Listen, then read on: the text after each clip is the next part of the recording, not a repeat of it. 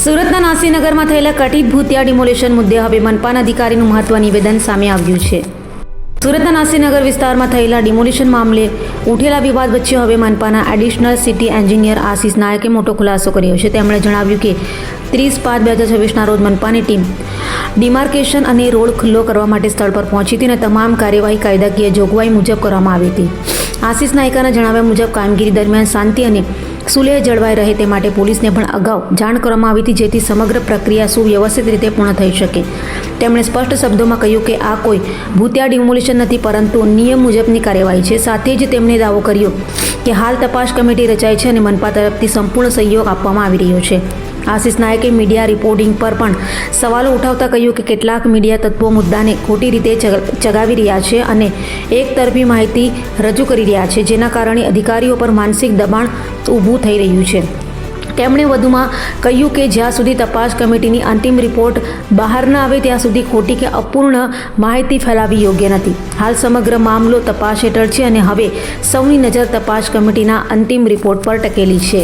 નાયક additional city ઇજનેર સુરત મહાનગરપાલિકાના central ઝોનના વડા અધિકારી તરીકે નાસીનગર વિસ્તારમાં કરવામાં આવેલી કાર્યવાહી અંગે છેલ્લા કેટલાક દિવસોથી વિવિધ સોશિયલ મીડિયા પ્લેટફોર્મ, કેટલાક સમાચાર માધ્યમ અને અન્ય માધ્યમો દ્વારા પ્રસારિત કરવામાં આવેલ ભાવનિક માહિતી અંગે જણાવું છું કે નાસીનગર તરીકે ઓળખાતા વિસ્તારમાં સુરત મહાનગરપાલિકાની ટીમ તારીખ 30/5/26ના રોજ ડિમાર્કેશન અને રોડ ખુલ્લો કરવાની કાર્યવાહી માટે ગયેલ હતી, જે સુરત મહાનગરપાલિકાના હક સંપૂર્ણપણે કાયદાકીય જોગવાઈ અને પ્રવર્તમાન નિયમો અનુસાર હતું અને આ કામગીરી માટે સુરત મહાનગરપાલિકા સંપૂર્ણપણે અધિકૃત હતું.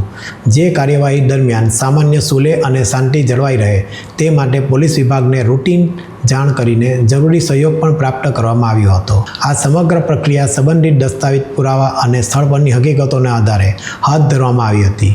આ કોઈ ભૂતિયા ડિમોલિશન નથી, પરંતુ કાયદાકીય પ્રક્રિયાના ભાગરૂપે થયેલ કાર્યવાહી છે. આ કામગીરી દરમિયાન થયેલી ઘટનાને લઈને માનનીય મ્યુનિસિપલ કમિશનર દ્વારા એક તપાસ સમિતિની રચના કરવામાં આવી છે. ડિમોલિશન સંબંધિત તમામ મુદ્દાઓ અંગે નિષ્પક્ષ તપાસ ચાલી રહી છે.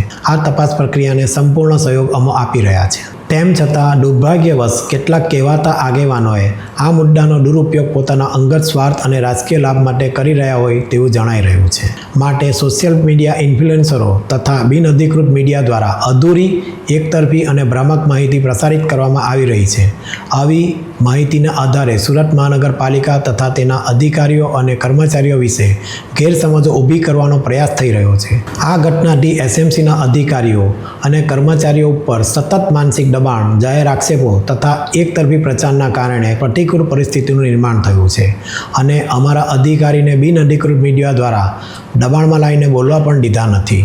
આ પરિસ્થિતિના કારણે અમારા કર્મચારીઓ ભારે માનસિક તણાવનો સામનો કરવો પડ્યો છે અને તેઓ આરોગ્યલક્ષી કારણોસર રજા મૂકવા મજબૂર બન્યા છે. અમે તમામ નાગરિકો, મીડિયા પ્રતિનિધિઓ અને સંબંધિત પક્ષોને વિનંતી કરીએ છીએ કે તેઓ કોઈપણ પ્રકારની અપ્રામાણિક અથવા ભ્રામક માહિતી પર વિશ્વાસ ન કરે અને તપાસ સમિતિના સત્તાવાર તારણોની રાહ જુએ.